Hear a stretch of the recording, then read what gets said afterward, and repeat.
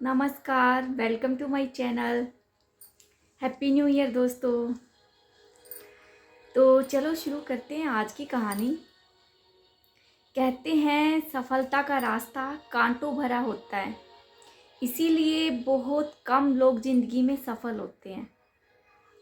और सफल वही लोग होते हैं जो कांटा चुभने के बाद भी अपनी मंजिल को नहीं छोड़ते।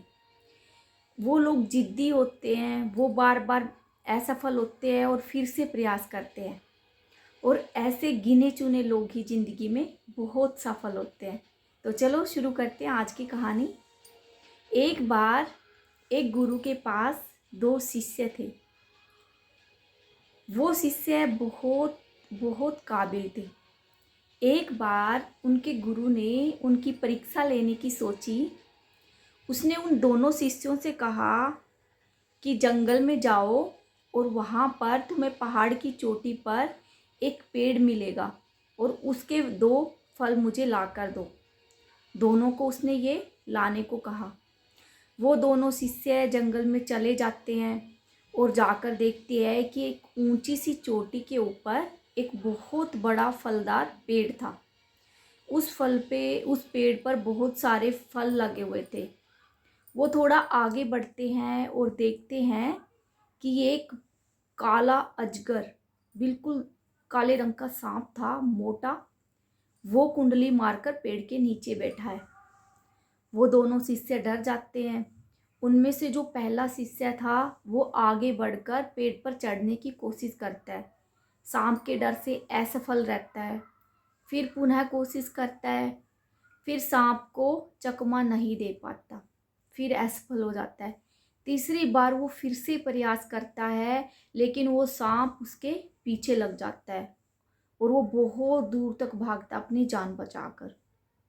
वहीं जो दूसरा शिष्य था पहले शिष्य की तरह पहली बार प्रयास करता है, असफल रहता है। दूसरी बार भी असफल रहता है। तीसरी बार भी थक हार कर वो ये सोचता है कि मैं सांप को ही मार देता हूँ। वो काफ़ी प्रयास करने के बाद उस सांप को ही मार देता है और फल तोड़कर आश्रम में ले जाता है गुरु के पास।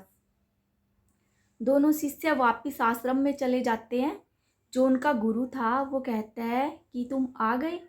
दोनों हाँ में सिर हिलाते हैं। पहले से पूछा कि तुम फल ले आई।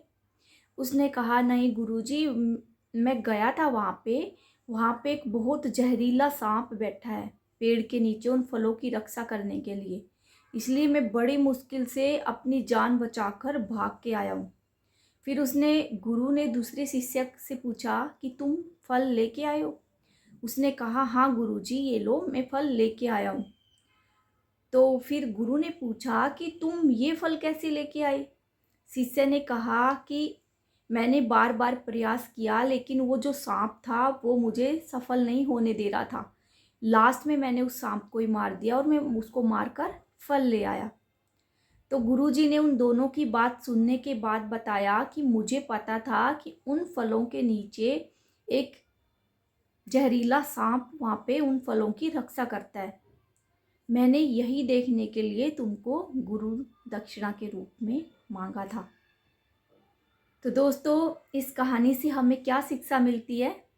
इस कहानी से हमें यही शिक्षा मिलती है कि समस्या तो सबके जीवन में आएगी। जब भी हम कुछ करना चाहेंगे, हर कदम कदम पे समस्या हमारा सामना करेगी, लेकिन उस समस्या का समाधान ढूंढकर आगे बढ़ना ही असली सफलता है। स्ट्रगल तो हर कोई करना चाहता है, कदम भी बढ़ाते हैं, लेकिन उनमें से 90% लोग जो है वो वापस रास्ता मोड़ लेते हैं उन समस्याओं से डर के, घबरा के। केवल 10% लोग ऐसे हैं जो उस रास्ते को पार करके उन समस्याओं को झेल कर उनका समाधान निकाल कर आगे बढ़ पाते हैं, और वही 10% लोग जिंदगी में सफल हो पाते हैं। हम सब एक जैसे हैं, एक जैसी पढ़ाई करते हैं, फिर भी 10% लोग, कोई डॉक्टर कोई इंजीनियर, बहुत अच्छे अच्छे पदों पर क्यों पहुंचते हैं? क्योंकि वो औरों से अलग तो नहीं होते, लेकिन उनमें काबिलियत होती है उन समस्याओं से जूझने की, उनमें कॉन्फिडेंस होता है, उनमें डेडिकेशन होता है ज़िंदगी में कुछ करने का, एक लक्ष्य निर्धारित कर रखा होता है उन्होंने। और वही लोग ज़िंदगी में सफल होते हैं जिन्होंने अपने लाइफ का कोई एम बनाया है, कुछ डेडिकेशन के साथ कुछ काम करने की जील है उनके अंदर, वही जज्बा उनको आगे बढ़ाता है। मुश्किलों से भाग जाना आसान होता है, हर पहलू जिंदगी का इम्तिहान होता है। डरने वाले को मिलता नहीं जिंदगी में कुछ भी, और लड़ने वालों के कदमों में जहां होता है।